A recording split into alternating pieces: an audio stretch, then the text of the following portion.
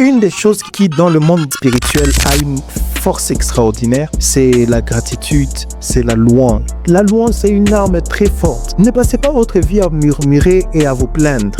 Ne passez pas votre vie à regarder que tout ce qui ne va pas. Prenez tout ce qui va, les petites choses qui vont, et utilisez-les devant Dieu pour louer et vous attirer d'autres choses qui sont grandes et qui sont extraordinaires. Lorsque vous êtes dans une opposition extraordinaire, et sachez que parfois les oppositions et les batailles, ce sont juste des annonces et des portes vers une dimension plus grande. Lorsque vous voyez des signes comme celle-là, ce n'est pas toujours que vous êtes mauvais, c'est parfois un signe que vous êtes sur le point de passer dans une dimension extraordinaire. Lorsque vous voyez des choses comme ça, des batailles, vous voyez que tout s'oppose, essayez de vous mettre dans un lieu secret, dans votre chambre. Pas la louange seulement de l'église. La louange de l'église, c'est très bien.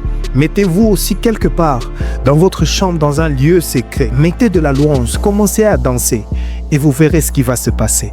Commencez à danser comme si vous aviez reçu la victoire.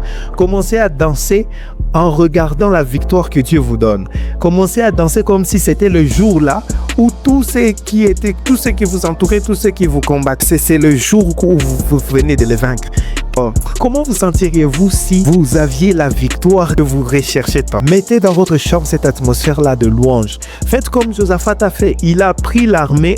Il a mis la chorale au devant de l'armée. Je sais que beaucoup de choristes aujourd'hui fuiraient si leur président mettait la chorale devant l'armée. Je pense que beaucoup de choristes démissionneraient de la chorale le jour de l'annonce d'une telle chose. Mais le roi Josaphat a mis les choristes, les instrumentistes devant l'armée. Ils sont allés en train de louer sur le champ de bataille. Et la louange qu'ils ont faite a fait qu'il y a eu confusion dans le camp de l'ennemi. La louange qu'ils ont faite a fait qu'il y a eu une grande confusion dans le camp de l'ennemi. Ils sont arrivés, Dieu avait déjà combattu pour eux sur le champ de bataille. Et ils ont vécu un miracle extraordinaire. Paul et Silas, au milieu de la nuit, ils ont choisi le jour où ils étaient enchaînés dans la prison à 0 heure. Ils ont commencé à prier, à chercher Dieu et ils ont commencé à louer de tout leur cœur. Ils étaient dans des chaînes, ils avaient toutes les raisons de dire que ils vont pas louer. Pourquoi? Ils auraient regardé leur chaîne et commencé à se morfondre. Mais ils n'ont pas fait ça. Ce qu'ils ont fait est qu'ils ont regardé à leur Dieu. Ils ont commencé à louer Dieu comme s'ils n'avaient pas de chaînes. Et qu'est-ce qui s'est passé? La louange a fait que les chaînes se sont brisées. La louange brise les chaînes, mon frère. La louange brise les chaînes, ma soeur. Utilise cette arme-là spirituelle de la louange dans ta vie. Sois une personne qui loue.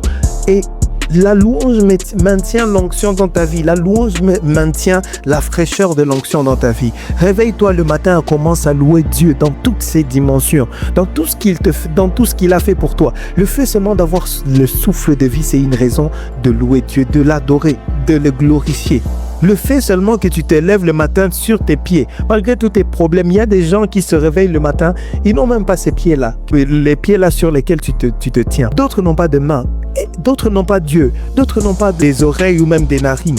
D'autres n'arrivent même pas à se lever de leur lit à cause de la situation de leur santé. Tout ce que tu es en train de voir, tu as une raison de louer Dieu, mon frère. Tu as une raison de louer Dieu. Regarde cet homme, Nick Vujicic. Il prêche partout dans le monde sans jambes et il est heureux. Parmi les personnes qui dégagent la joie de Dieu, cette personne-là est parmi. Écoute, ne détruis pas ta vie en te victimisant et en ne louant pas Dieu. Ne détruis pas ta vie en restant dans des murmures, en restant dans toutes les prédications que le diable t'a données au sujet de ta vie. Laisse-moi te dire que tu es une personne exceptionnelle, faite à l'image de Dieu, bénie. Tu as beaucoup de bénédictions dans ta vie malgré les pleurs. Dieu va essuyer ses larmes. Mais laisse-moi te dire que ta vie n'est pas n'importe quelle vie. Ta vie, c'est une vie qui compte aux yeux de Dieu. Alors lève-toi et loue malgré ta situation. Loue même dans les vagues. Loue malgré la tempête. Loue Dieu et tu vas voir comment est-ce que ça va se passer. Que Dieu te bénisse.